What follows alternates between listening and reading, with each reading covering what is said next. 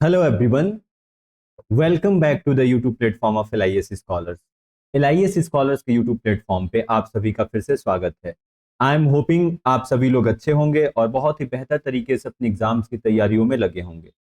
तो आज की ये क्लास आपकी रिकॉर्डेड क्लास होने वाली है। एक्चुअली अभी आपकी क्लास हुई है लाइव एंड देन आपकी कल की जो क्लास है अभी मैं रिकॉर्ड करके शेड्यूल कर दे रहा हूँ, क्योंकि आपको पता है कि I am in Uttarakhand and आज मेरी रात को ट्रेन है 9:45 पे and after that I will reach home I think tomorrow at 8 और 9 PM।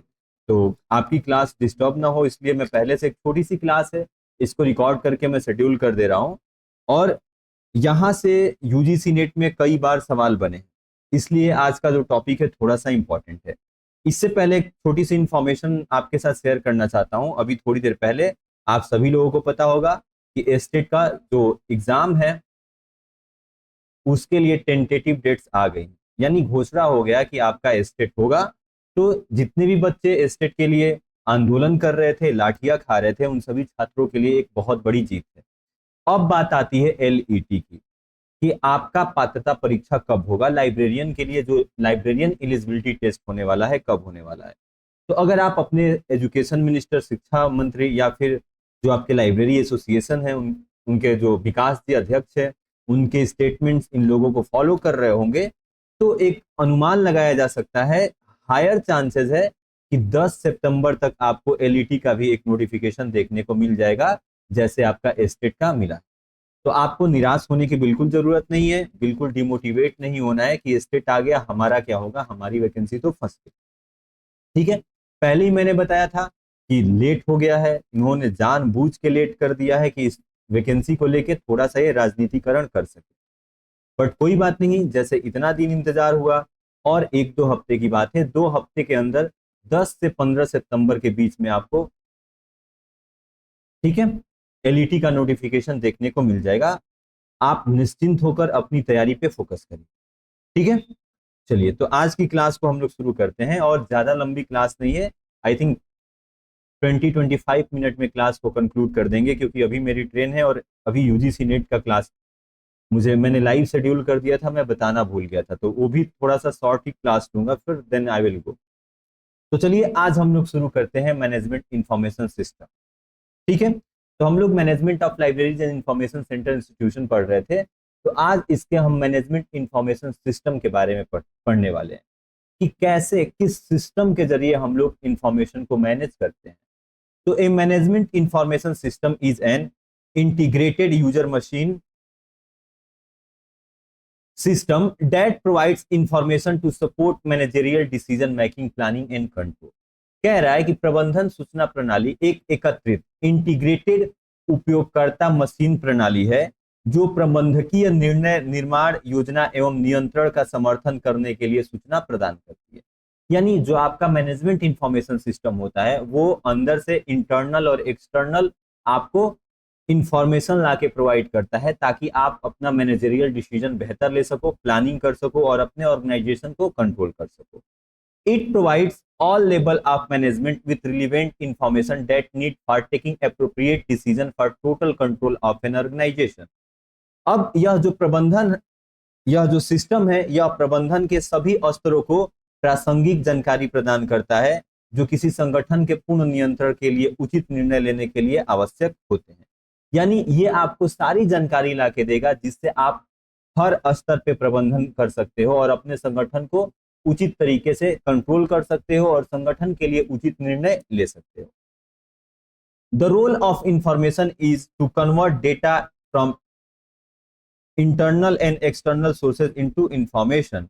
कह रहा है कि सूचना की भूमिका आंतरिक और बाह्य स्रोतों से प्राप्त डेटा को सूचना में परिवर्तन करना होता है। यानी देखिए, यहां पे सिस्टम होना चाहिए, आई थिंक थोड़ा सा एरर हो गया है। जो आपका ये सिस्टम होता है, ठीक है, इसका जो आप एक सेकेंड आप रुक जाओ, मैं इसको एक बार फिर से रीचेक कर लेता हूं। द रोल ऑफ सिस्टम, हाँ ठीक है, सही है। जो आपका मैनेजमेंट इंफॉर्मेशन सिस्टम होता है, इसका काम होता है कि इंटरनल जो आपके ऑर्गेनाइजेशन के अंदर का डाटा है और जितना एक्सटर्नल सोर्स से डेटा मिल रहा है उन सभी को इंफॉर्मेशन में कन्वर्ट करना, ताकि आप उस इंफॉर्मेशन का बेहतर तरीके से आप यूटिलाइज कर सको और अपनी ऑर्गेनाइजेशन का डेवलपमेंट कर सको, कंट्रोल कर सको अपने ऑर्गेनाइजेशन। तो ये आपका मैनेजमेंट इंफॉर्मेशन सिस्टम होता है। ठीक है, देन आगे बात करते हैं। MIS management information system is built on 5 interdependent components. MIS 5 परस्पर निर्भर अवयवों पर आधारित है, यानी 5 कंपोनेंट इसके अंदर होते हैं। ठीक है, सबसे पहले पीपल, लोग, देन हार्डवेयर, सॉफ्टवेयर, डेटा और प्रोसीजर्स। यानी पहला कंपोनेंट हमें पीपल, लोग के रूप में देखने को मिलता है, जिसमें आपके उपयोगकर्ता होते हैं, IT के स्टाफ होते हैं, जो इस सिस्टम को ऑपरेट करते हैं और मेंटेन करते हैं। ठीक है, then hardware, physical devices, servers, PC, networks. आपके ऑर्गेनाइजेशन के अंदर जितने फिजिकल डिवाइसेस हैं, जैसे सर्वर, कंप्यूटर, नेटवर्क, ये आपके सिस्टम का कंपोनेंट होता है। देन सॉफ्टवेयर, अलग अलग जो सॉफ्टवेयर जैसे ऑपरेटिंग सिस्टम हो गए, डाटाबेस मैनेजमेंट सॉफ्टवेयर हो गए, एप्लीकेशन सॉफ्टवेयर हो गए, प्रोग्राम्स हो गए जिनका आप उपयोग करते हो। अगला आपका डेटा होता है, जो रॉ फैक्ट्स होता है, जिसका कोई मतलब नहीं होता है, जिसको हम लोग एक इंफॉर्मेशन में कन्वर्ट करते हैं। देन प्रोसीजर्स, अलग अलग प्रक्रियाएं होती हैं, rules governing data collection, processing, dissemination. कैसे आप डेटा संग्रह कर रहे हैं, कैसे डेटा का प्रसंस्करण कर रहे हैं, ठीक है, कैसे आप वितरण नियामक नियम बना रहे हैं, इन सभी का प्रोसीजर होता है। तो यही 5 कंपोनेंट होते हैं आपके मैनेजमेंट इंफॉर्मेशन सिस्टम। ठीक है, चलिए, फंक्शन ऑफ MIS। अब हम लोग देख लेते हैं कि मैनेजमेंट इंफॉर्मेशन सिस्टम के फंक्शंस क्या होते हैं। Routine and ad hoc reporting. सबसे पहले नियमित और विशेष रिपोर्टिंग करेंगे। आपको डेली आपके ऑर्गेनाइजेशन में क्या क्या चीजें हो रही हैं, ठीक है, क्या प्रोग्रेस है, क्या चीजें छूट रही हैं, रूटीन आपको रिपोर्टिंग करेंगे, नियमित करेंगे। Then comparative analysis versus objective. ये उद्देश्यों की तुलना में विश्लेषण करेंगे कि आपका उद्देश्य क्या है और आप कर क्या रहे हो, क्या क्या चीजें आपने अब तक अचीव कर ली हैं। Then early warning signals for management control. अगर कहीं ऐसा लगता है कि आप कंट्रोल नहीं कर पा रहे हो, मैनेजमेंट स्किल आपकी सही नहीं है, तो ये आपको संकेत भी देने लगेगा कि you need to look out after your management control, यानी आपको आपका मैनेजमेंट कंट्रोल करने की आवश्यकता है, जरूरत है। ठीक है, तो ये चेतावनी के संकेत भी देता है। ठीक है, तो ये हमारा होता है मैनेजमेंट इंफॉर्मेशन सिस्टम। चलिए, एक सेकेंड और रुक जाओ।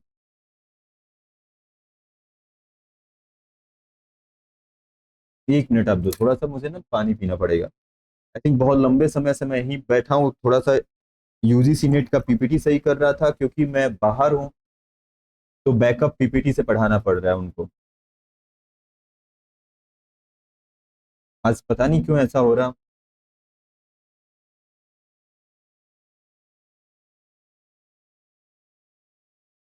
I am really very sorry. चलिए, अब जो ये टॉपिक है, यहां से आपको एक सवाल कई बार देखने को मिला है कि मैनेजमेंट बाय ऑब्जेक्टिव किसने दिया। तो चलिए इसको भी हम लोग पढ़ते हैं। मैनेजमेंट बाय ऑब्जेक्टिव यानी लक्ष्य आधारित प्रबंधन। ठीक है, MBO is a participative management technique in which superiors and subordinates jointly set measurable goals, periodically review progress and reward achievements। कह रहा है कि जो MBA होता है, मैनेजमेंट बाय ऑब्जेक्टिव, यह एक मैनेजमेंट की टेक्निक है जिसमें सुपीरियर से लेके जितने सबऑर्डिनेट होते हैं, जूनियर्स होते हैं, सब लोग एक साथ मिलके अपने ऑर्गेनाइजेशन का गोल सेट करते हैं। इसके बाद पीरियोडिकली रिव्यू प्रोग्रेस, कि क्या हमने प्रोग्रेस किया है, इसकी जांच करते हैं एक समय अवधि पे। एंड रिवार्ड अचीवमेंट, और जो भी अचीवमेंट उन लोग अचीव किए रहते हैं उसको रिवार्ड करते हैं। तो यही आपकी MBO एक मैनेजमेंट की टेक्निक होती है। Then it was given by Peter F Drucker. ये आप याद रखोगे, who is also known as father of modern management. MBO की जो टेक्निक है, ये पीटर F ड्रकर ने दिया था, और पीटर F ड्रकर को मॉडर्न मैनेजमेंट यानी आधुनिक प्रबंधन के जनक के रूप में जाना जाता है। ठीक है, चलिए आगे बात करते हैं कि ये इंपॉर्टेंट है, ये जो लाइन है यही इंपॉर्टेंट है। UGC नेट में 5-6 बार पूछा जा चुका है। अगर आप 2020 से पेपर उठा के देखोगे 25 तक, तो 4-5 बार तो कम से कम ये पूछा ही जा चुका है। और आपके KVS और DSSS के लिए भी इंपॉर्टेंट है, उसमें भी पूछा गया है। आपसे सीधे सवाल कैसे बनता है, मैं आपको थोड़ा सा डिस्कस करके बता देता हूं।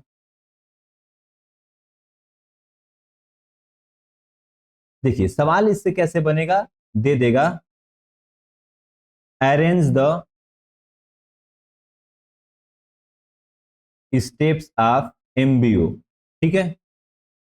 एमबीओ इन क्रोनोलॉजिकल, मतलब असेंडिंग ऑर्डर दे देगा या फिर क्रोनोलॉजिकल ऑर्डर, ठीक है, या फिर सीरियल में करने के लिए दे देगा कि कैसे आप, कैसे एमबीओ जब करते हो तो किस किस स्टेप को फॉलो करते हो। तो की स्टेप हम लोग देख लेते हैं मुख्य सरल। तो सबसे पहले गोल सेटिंग, हमारा उद्देश्य होता है कि सबसे पहले हम देखेंगे कि हमारा लक्ष्य क्या है, हमको करना क्या है, ये नंबर 1 हो गया। देन दूसरा होता है एक्शन प्लानिंग, अब उस लक्ष्य को प्राप्त करने के लिए हम लोग एक्शन प्लानिंग करेंगे। देन तीसरा होगा सेल्फ कंट्रोल एंड मॉनिटरिंग, हम लोग पूरे प्रोजेक्ट को, पूरे ऑर्गेनाइजेशन को सेल्फ कंट्रोल करेंगे, मॉनिटरिंग करेंगे। देन चौथा क्या होगा, हम लोग परफॉर्मेंस अप्रेजल देंगे कि परफॉर्मेंस चेक करेंगे, इवेल्युएशन करेंगे और जिनका परफॉर्मेंस बेटर होगा उनको अप्रेजल देंगे। और लास्ट में हम लोग फीडबैक लेते हैं कि क्या कमियां हैं, किस चीज पे हमें काम करने की अभी भी जरूरत है। तो ये आपका 5 स्टेप होता है एमबीओ का, ठीक है। आप इसको याद रखोगे, ये इंपॉर्टेंट है। अब हुबहू सेम आपको डिट्टो वर्ड्स और सेंटेंस नहीं देखने को मिलेंगे, लेकिन जब आप उन सेंटेंस को पढ़ोगे तो उसका तात्पर्य यही होगा, उसका मतलब यही निकल के आएगा, ठीक है। चलिए, अब एमबीओ के एडवांटेज क्या होते हैं, तो क्लैरिटी, मोटिवेशन एंड अलाइनमेंट, आपको स्पष्टता देखने को मिलती है हर एक स्टेप में। जो जो चीजें होंगी आपके ऑर्गेनाइजेशन में, सब कुछ एकदम क्लियरिटी के साथ आपको दिखाई देगा, प्रेरणा मिलेगा, ठीक है। सारे जो कर्मचारी है सबको, जूनियर सीनियर एक साथ मिल के काम करेंगे तो मोटिवेशन रहेगा, देन सारी चीजें अलाइन रहेंगी। लेकिन इसके कुछ कुछ लिमिटेशंस भी है, कुछ सीमाएं भी हैं, जैसे ओवर इम्फेसाइज ऑन टारगेट, ये जो टारगेट लेके चलता है उस पर कुछ ज्यादा ही फोकस कर देता है।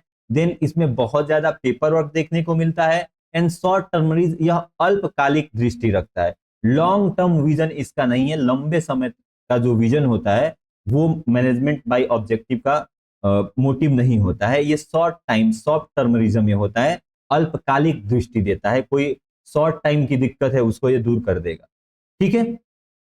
चलिए, अब अगला हमारा मैनेजमेंट है, वो है हमारा चेंज मैनेजमेंट, ठीक है। चेंज मैनेजमेंट यानी परिवर्तन प्रबंधन। Change management is a structured approach for transitioning individual teams and organisation from a current state to a desired future state. परिवर्तन प्रबंधन किसे कहते हैं, किसी भी व्यक्ति, किसी भी टीम या किसी भी संगठन को उसके वर्तमान स्थिति से बदलकर भविष्य स्थिति में ले जाने के लिए जिस दृष्टिकोण का हम लोग उपयोग करते हैं वही हमारा चेंज मैनेजमेंट कहलाता है। यानी हम आज क्या हैं और कल हम क्या बनना चाहते हैं, ठीक है। इसी परिवर्तन को हम लोग परिवर्तन प्रबंधन कहते हैं। अब इसके अंदर एक स्ट्रक्चर्ड अप्रोच देखने को मिलता है, ठीक है। एक संरचना, सॉरी, स्ट्रक्चर्ड को क्या बोलते हैं हिंदी में, संरचनात्मक, सॉरी आई एम सॉरी, संरचनात्मक दृष्टिकोण होता है, मतलब स्ट्रक्चर्ड अप्रोच होता है। ये नहीं कि हम लोग हवा हवाई बात कर रहे हैं कि भैया जैसे मैं हूं कि अभी मैं रिसर्च प्रपोजल पे काम कर रहा हूं, मैं रिसर्च करूंगा, पीएचडी करूंगा, देन असिस्टेंट प्रोफेसर बनूंगा, ये वो फलान ठिमकान कर कुछ नहीं रहा हूं और कोई भी मेरी चीजें स्ट्रक्चर्ड नहीं है।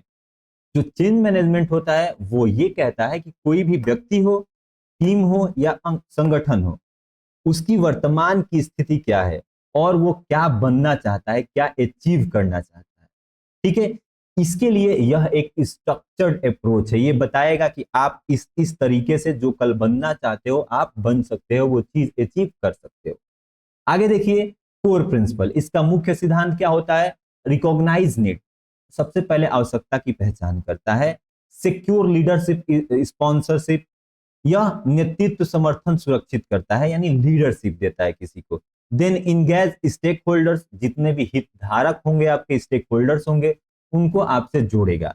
देन कम्युनिकेट विजन, जो विजन है कि हमें ये चीज अचीव करना है उसको लोगों को बताएगा। Then train and support, then प्रशिक्षण और सहायता देगा। देन मैनेज रेजिस्टेंस, जितने भी प्रतिरोध आएंगे, जो जो बाधाएं आएंगी उनको मैनेज करेगा। देन रीइंफोर्स, आपको फिर से क्या करेगा, परिवर्तन में सुदृढ़ करेगा। एंड सस्टेन चेंज, और बदलाव को लाएगा। यही इसका कोर प्रिंसिपल होता है। यानी सबसे पहले वो जानेगा कि आपका लक्ष्य क्या है, देन लीडरशिप को स्पॉन्सर करेगा, देन जितने भी हितधारक हैं, स्टेक होल्डर्स हैं, उनको जोड़ेगा आपसे। उसके बाद अपना विजन बताएगा कि हमको ये चीज अचीव करनी है, देन उसके लिए ट्रेनिंग और सपोर्ट देगा। देन जितने भी अवरोध आएंगे वो चीज आपको हासिल करने में, आपके ऑर्गेनाइजेशन का जो भी लक्ष्य है उसको हासिल करने में जो जो अवरोध बाधाएं आएंगी उनका प्रबंधन करेगा और परिवर्तन को सुदृढ़ और बनाएगा। ठीक है, तो ये हमारा होता है चेंज मैनेजमेंट। और चेंज हम दो प्रकार के देखते हैं ऑर्गेनाइजेशन में। सबसे पहला स्टेप चेंज होता है जो ऑकर्स रैपिडली, बिल्कुल तेजी से होता है। कोई ऐसा आपने निर्णय लिया, ठीक है, और बिल्कुल तेजी से वो बदलाव हो गया। दूसरा होता है incremental change, occurs over a period of time, जो एक लंबे समय की अवधि में होता है। ठीक है, चलिए देन अगला हमारा मैनेजमेंट है एमआईएस का, वो है डिजास्टर मैनेजमेंट। और ये भी इंपॉर्टेंट है, अभी बताता हूं क्यों। ये भी पता नहीं कितनी बार यूजीसी नेट में पूछा जा चुका है। Disaster management comprises coordinating activities to prevent, prepare for, respond to and recover from natural और ह्यूमन मेड डिजास्टर। आपदा प्रबंधन, प्रबंधन क्या है? किसी भी प्राकृतिक या मानव जनित आपदाओं को रोकने की तैयारी करने एवं पुनः प्राप्ति हेतु समन्वित गतिविधियों का समूह है। कि कल कोई भी आपदा आ जाती है, डिजास्टर आ जाता है, चाहे वो प्राकृतिक है, जैसे अभी यहाँ उत्तराखंड में जहां मैं हूं बहुत जगह रोड टूट गए हैं, इसीलिए मैं आ नहीं पा रहा था। एक कनेक्टिंग पुल थी, नीचे चली गई है। इतना ज्यादा बारिश, 2 दिन से बारिश ही नहीं रुक रही है। आज थोड़ी सी बारिश रुकी है, कल भी पूरे दिन बारिश हुई, परसों भी पूरे दिन बारिश हुई थी और नदियां खत्म हो गई। मतलब फ्लड फ्लड फ्लड चारों तरफ, पहाड़ टूट के ऐसे गिर रहे हैं जैसे मतलब धूल उल गिरता है वैसे।